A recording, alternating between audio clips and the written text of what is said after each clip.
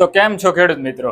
ખેડૂત મિત્રો, આજના વિડીયોમાં આપણે વાત કરવાના છે મગફળીમાં આવતી ઈયળ વિશે કે એને કંટ્રોલ કેમ કરવી, એમાં કઈ દવા છાંટવી, એનો ડોઝ કેટલો રાખવો અને આ દવા કઈ રીતે કામ કરે છે. તો નમસ્કાર ખેડૂત મિત્રો, હું છું Katariya Hitesh from Rakolto agritech India private limited.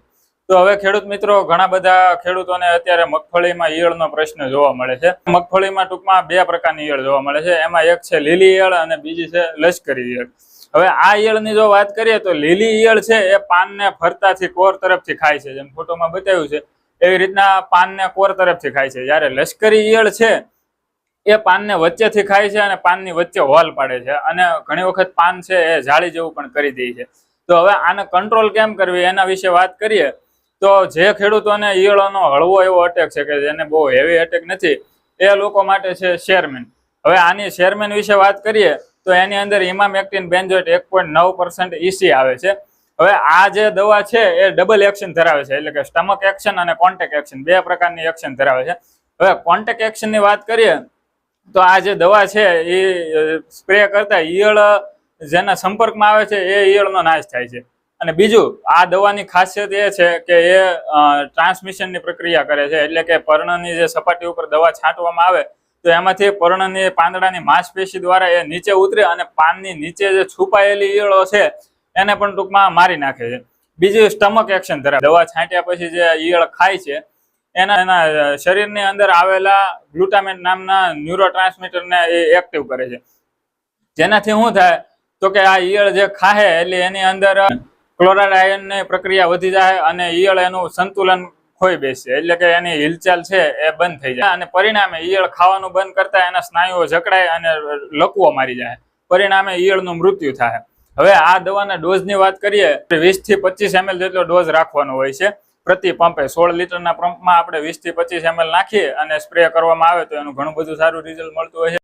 હવે જે ખેડૂત મિત્રોને ઈયળોનો અટેક હેવી છે, એટલે કે જેને ઓલરેડી ઈયળોથી ઘણું બધું નુકસાન થઈ ચૂક્યું છે, તો એના માટે છે આ ઓવરઓલ. હવે ઓવરઓલ વિશે વાત કરીએ તો એની અંદર ક્લોરાન્ટા નિરીપ્લોર 18.5% SC ફોર્મ્યુલેશનમાં આવે છે.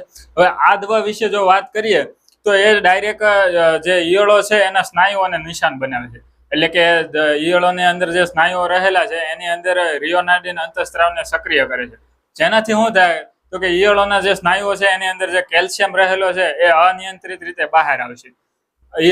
કેલ્શિયમનો અનિયંત્રિત વ્યય થઈ જાય. પરિણામે શું થાય તો કે ઈયળોના જે સ્નાયુઓ છે એ સંકોચાઈ જાય અને ઈયળો થોડાક જ સમયની અંદર જે પાંદડા છે એ ખાવાનું બંધ કરી નાખે. પરિણામે ઈયળોના ટૂંકમાં જે સ્નાયુઓ સંકોચાય અને લકવાગ્રસ્ત થઈ જાય અને ઈયળો આગળ જે નુકસાન કરે છે એ કરી નહીં શકે અને ઈયળોનું થોડાક જ સમયની અંદર ટૂંકમાં મૃત્યુ થાય. તો હવે આ દવાના ડોઝ વિશે વાત કરીએ તો પ્રતિ પંપ 5 ml સુધીનો ડોઝ રાખવાનો હોય છે. તો હવે જે ખેડૂતોને આપણે વિડીયોમાં વાત કરીએ એ મુજબ જરૂરિયાત મુજબ દવાનો સ્પ્રે કરવો જોઈએ. આ ઈયળોના અટેક પછી પાકને ફરીથી રિકવર કરવો હોય અને ફરીથી એને નવી વૃદ્ધિ અને વિકાસ આપવો હોય તો એના માટે આપણે મિરકલ્પ અને ન્યુટ્રીબિલ્ડનો સ્પ્રે કરવો જોઈએ. જે અત્યારે યુનિવર્સિટીની ભલામણ મુજબ 4 નંબર ગુજરાત 4 નંબરના ગ્રેડનો સ્પ્રે ફરજિયાત હોય છે કોઈ પણ પાકની અંદર. તો એ શું કામ કરશે તો જે આપણે મગફળીના પાંદડા ખાઈ ગયેલા છે અને વાતાવરણમાં એકાએક પલટો આવ્યો એને કારણે છોડ ઘણા બધા સ્ટ્રેસમાં છે, છોડ પોષક તત્વો લઈ શકતો નથી. તો આ બંને દવાની સાથે જો ન્યુટ્રીબિલ્ડ અને મિરકલ્પ આપવામાં આવે તો પાક ફરીથી એની જે પીળાશ છે એ પીળાશ મૂકી દે છે, ફરીથી નવા કલરમાં આવી જાય, એની વૃદ્ધિ અને વિકાસ સારો એવો થાય છે. હવે આની સાથે જે ખેડૂતોને ફૂગનો પ્રશ્ન હોય છે તો એને આપણે આગળના વિડીયોમાં વાત કરી છે એ મુજબ જરૂરિયાત પ્રમાણે ફૂગનાશક પણ નાખવું જોઈએ.